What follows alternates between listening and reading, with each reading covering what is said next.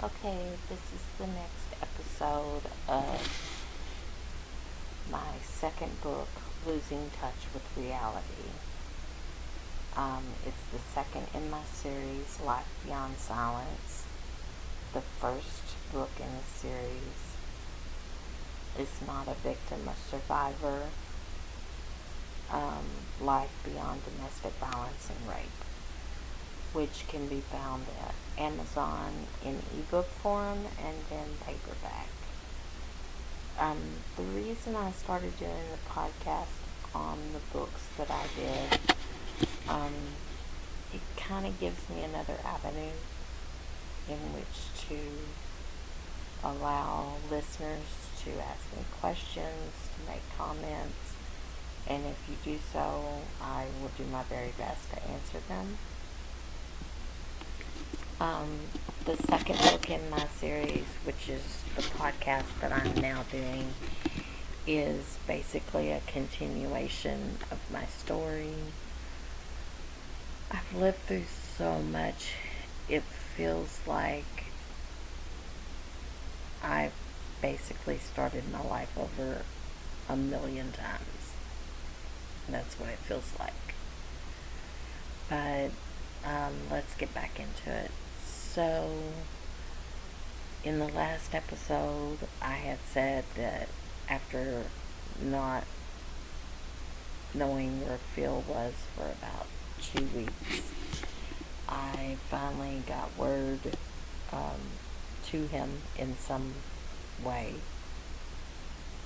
and he called me out of the blue and basically was like, he couldn't take it no more. He was done. All we did was fight. I'm an alpha. He's an alpha. It'll never work. He's tried to make it work over the years, and he's just done. And he said he didn't want to tell me in person because he knew I'd cry, and he was afraid it would lead to him continuing to try to make it work, and he didn't want to try no more. Well, needless to say, I did cry, and I told him he couldn't just walk out on us like that. We didn't have the money to stay there without his help.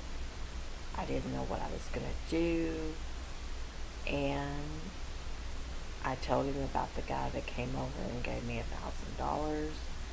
I told him about my work, and I said, I don't know what I'm supposed to do. Anyway, I told him it was really a messed up way to come home and find out that he had taken stuff and left like that, and I also mentioned the fact that he had taken photo albums that were not his to take, and the stereo, which was not his to take because it used to be mine. And he said, he'll bring back anything that I'm requesting. And I said, well, I definitely want my photo albums back. And I said, I don't care, you can just keep the stereo. And to be honest, I don't remember. I'll take that back. I do not remember if I asked for the stereo back. Because you gotta realize, he came to Kentucky to be with me from Germany, and he didn't have anything, and everything we bought I got in the divorce. So no, I wasn't really willing to give up anything, but I don't remember what I did let him keep. I know I let him keep the CDs because music was more his thing than mine, especially since I was falling apart. But basically, I told him my girlfriend Gabby in Michigan had told me that I could come and live up there with her, and I didn't know what else I could do. I sure couldn't go back home again for the 80th millionth time. I couldn't do that.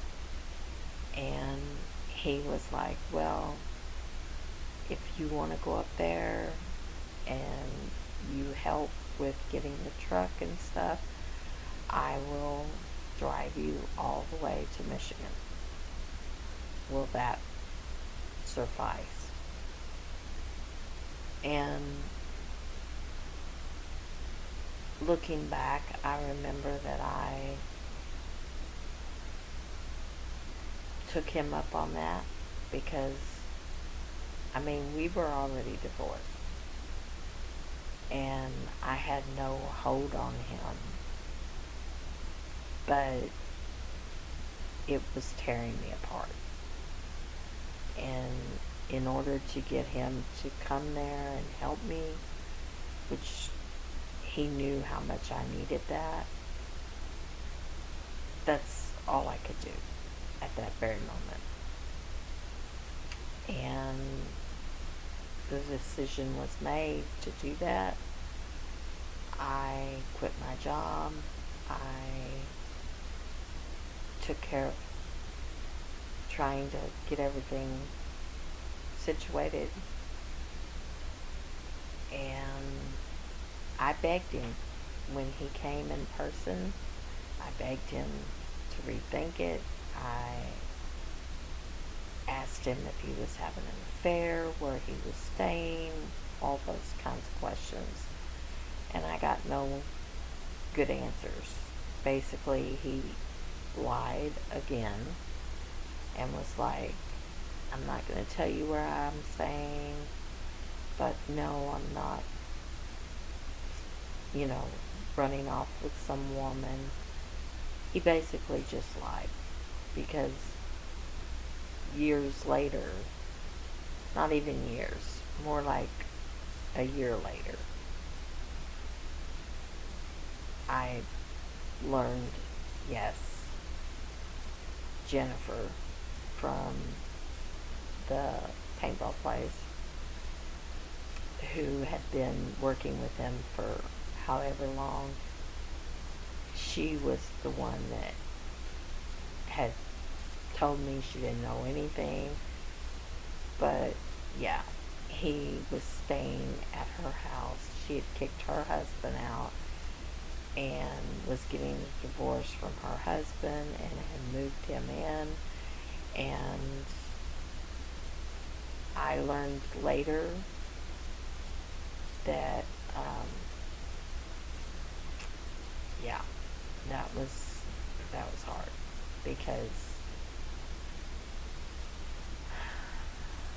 no matter what he says, even to this day, no matter what he says, I am well aware of her knowing that he had a family. I am well aware of her conversations with him about how I was an alpha and two alphas couldn't be together. Evidently she's a beta and submissive. Whatever. I just really hate it. And at the time, I literally would have just gone nuts on her, because I was just that broken. But over the years, it just turns my stomach in disgust for any woman that would wedge themselves into any kind of a relationship when they know that the man is leaving his family. But I don't know what she really knows. I don't know if she knows about the masturbation in the Kmart parking lot or if she believes it. I don't know if she knows about the 16-year-old that he had impregnated in Germany, and how he was living this persona lifestyle that he had built for himself in the military, and he still lived it. He still lived the way that he had changed himself to be like a womanizer. And no matter what he said to her, I'm sure in that conversation there was never, oh, by the way, I cost her her daughter. Oh, by the way, everything that I did, like sexually throwing myself at this woman who filed charges, ended up tearing her child away from her. Even though I did leave my oldest daughter because of Chris, because of my son, who I felt needed his dad. Yeah, that was difficult. But I'm giving her really no benefit of the doubt. I mean, I could say, well, maybe she doesn't know all those things. But on the other hand, I still think it's really bad for a woman to do that to another woman. I can only think, and I know this is going to sound bitter, but I can only think that because she never had children, and because she is submissive, I can only think that she has allowed herself to be drawn into his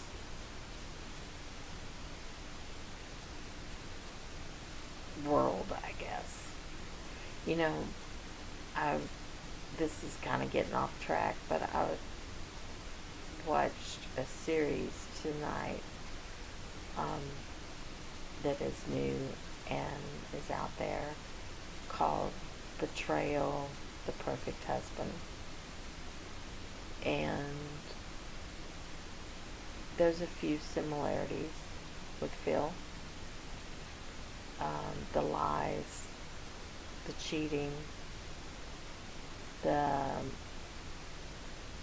fact that this guy seemed on the front like everything was fine, but had been, and maybe things had been fine for a while, but by the time this lady finds out that the police are at her door because her husband's done something that it's just horrendous,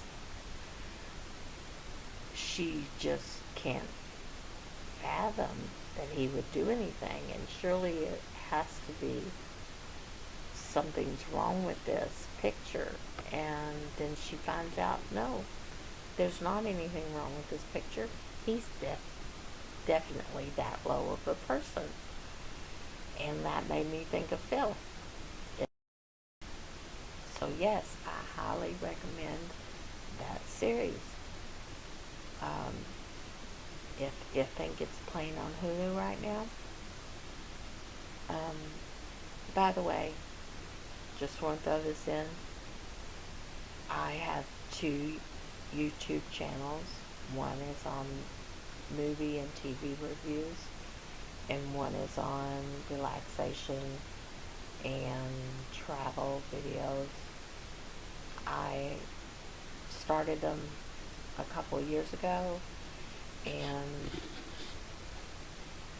I think I started them because I was needing something as a hobby.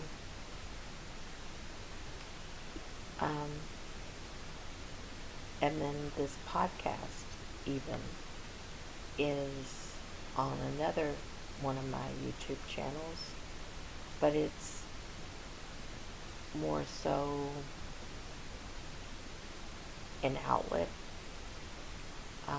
When I first wrote my books years ago, I needed it as a way of getting out my emotions and putting what was happening in my life on paper.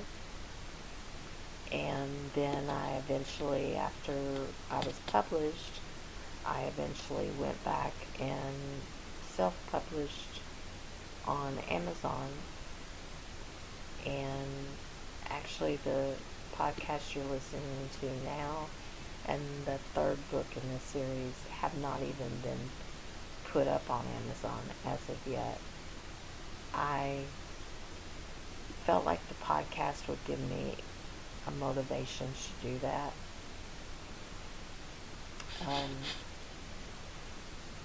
But I feel like my life has been like a roller coaster ride, and I feel like I've been through so many hardships and mistakes and wrong turns, and I feel like I've not helped myself over the years many, many times because I've jumped from one relationship to another. And it's been hard. But I feel like I've got a personality in which I am a survivor. And I just continue to pick myself up and go forward any way I can. I think most people that have been through hardships need to know that they're not alone, and they need to know that they can do it. They don't need, they do, it's not like you don't need help, it's that you're able to work it out.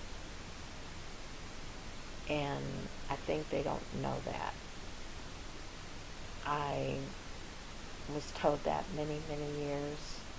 I talked about it in the first book, but I was told that many, many years ago by a therapist that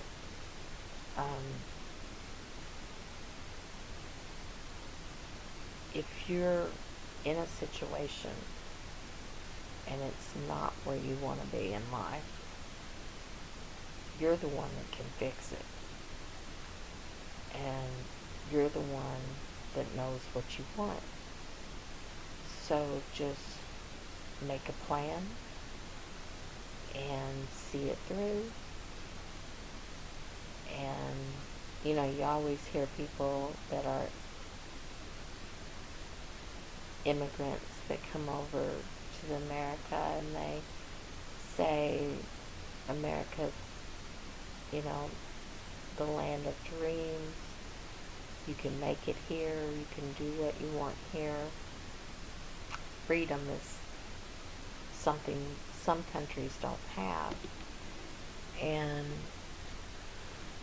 it's a lot of their dream to come to America and be able to live free and make as much money as they can and live the American dream, I guess. Well, in a way that's true. I don't think everybody in America realizes it, but and it's hard. It's not easy. Nobody should think that it's easy. But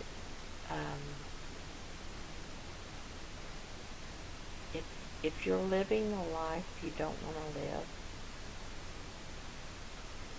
there's so many things you can do to not live that life anymore. not necessarily going to be the richest person in the world. You may not be the poorest person in the world, but you'll be able to change your life if you put your mind to it. And I have literally remade mine a million times over. I feel like that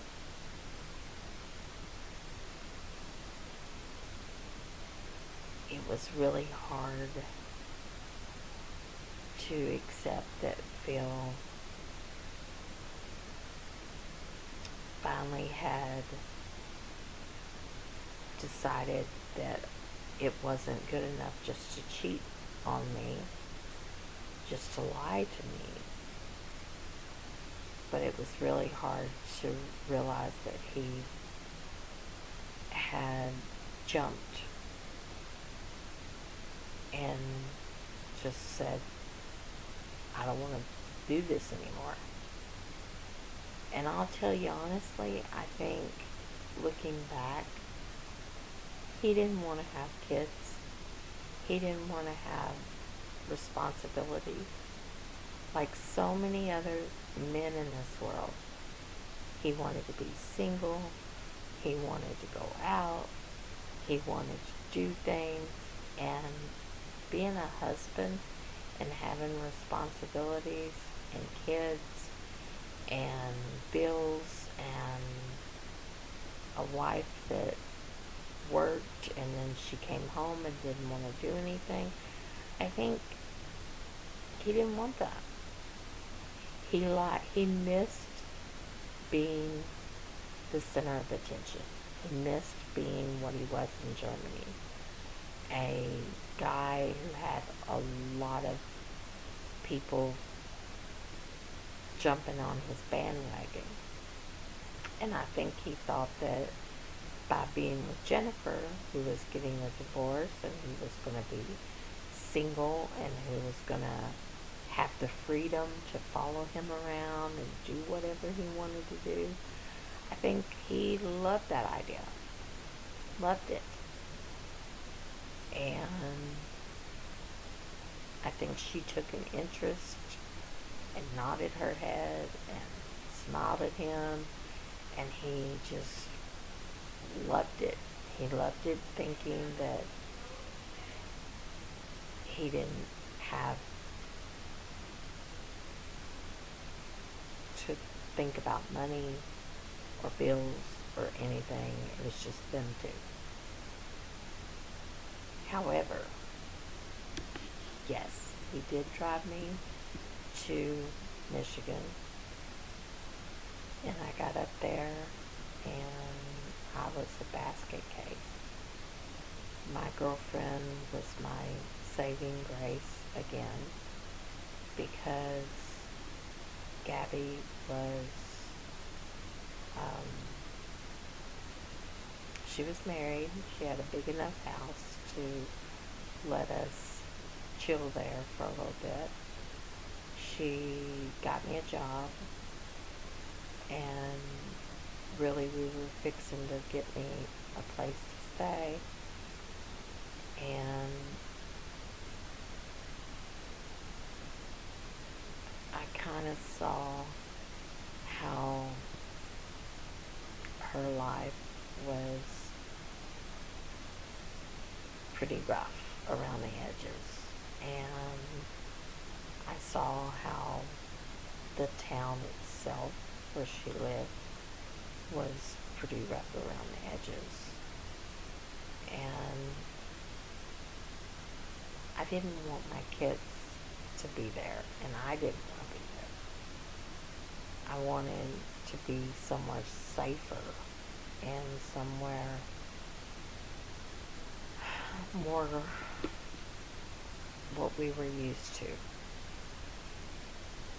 So we were there about a month, maybe 6 weeks, and I called Bill and I said, I can't stay here. It's too much. can't find a place. It's cold here. I know that sounds so lame to anybody that lives in Michigan, but it is very cold in Michigan for most of the year. And it just wasn't what we were used to.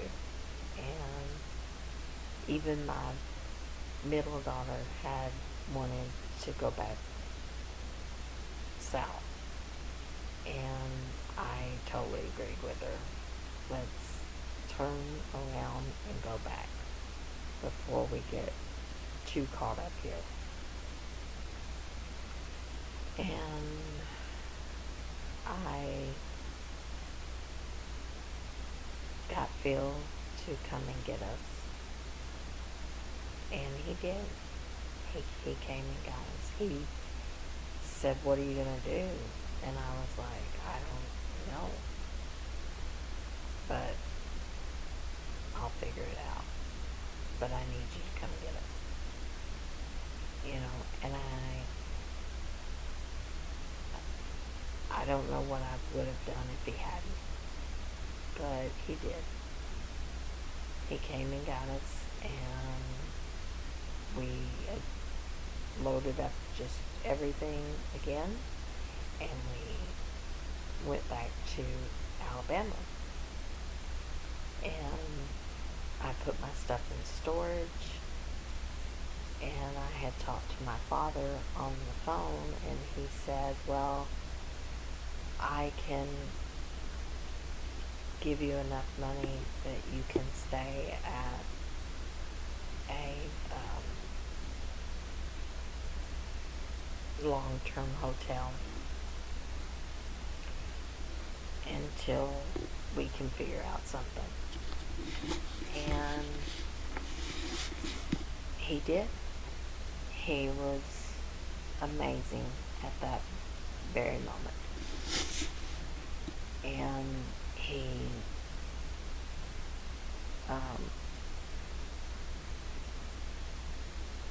took care of us by helping with money, and we stayed at a long-term hotel for maybe, I don't know, maybe 2 or 3 months, maybe 2, I think. And then he said, "Why don't you just come to Kentucky?" And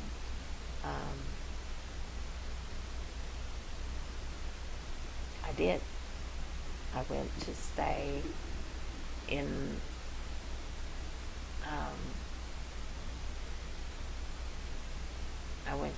Murray, Kentucky. That's where my dad lived. It's a college town, and one that I knew of growing up, but never really had lived there.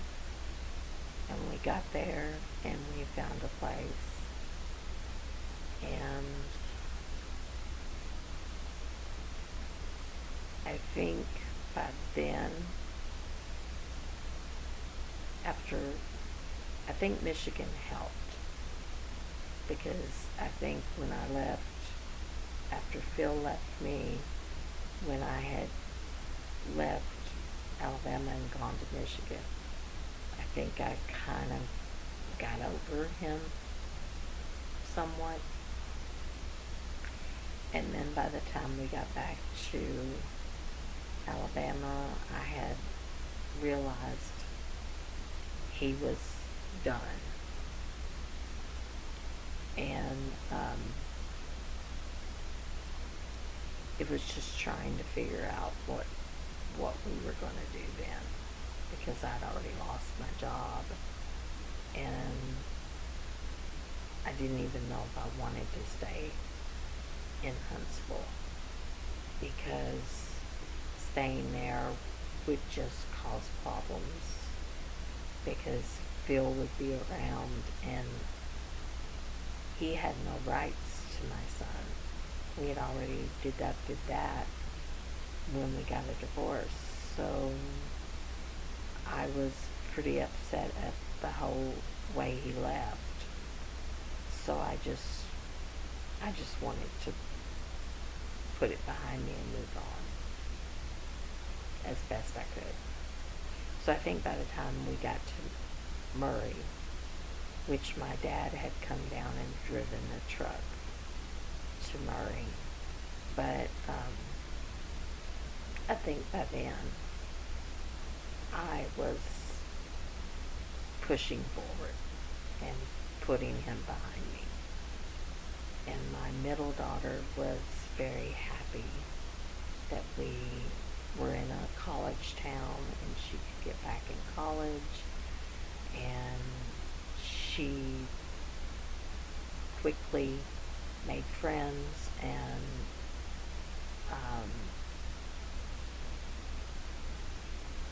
it seemed to be working out. I'll just say that. It seemed to be working out in the beginning, for sure. And overall, I have good memories of Murray, which I will get into in the next episode. But I will say by the time we got to Murray, it's not like I forgot completely. It's not like I forgot completely about what all I had been through with Bill and what I had lost, meaning my oldest daughter. I don't think I'll ever forgive him for what happened, but I know I will never forgive myself for what happened, because it was a mistake that cost me my oldest daughter, and one that I will carry with me for life, and it was all because of Bill. And if I never left for Louisiana, if I never given him a second thought after what he had done, then maybe things would have been different, a lot different. But, well, they would have been a lot different. But I can't take back the mistakes I made. Just like I told Phil, once I got to Louisiana, once you make a mistake like this, you can't take it back. You just have to find a way to live with it. And looking back, did I think that now that after Phil was completely gone out of the picture, she might give me a second chance? Of course I did. I've tried so many years to keep that thought alive that she would somehow forgive me and understand that he's no longer in the picture. But it never worked out that way. But I will say that I carry that burden and have for decades. And I take full responsibility for believing that somehow Phil was gonna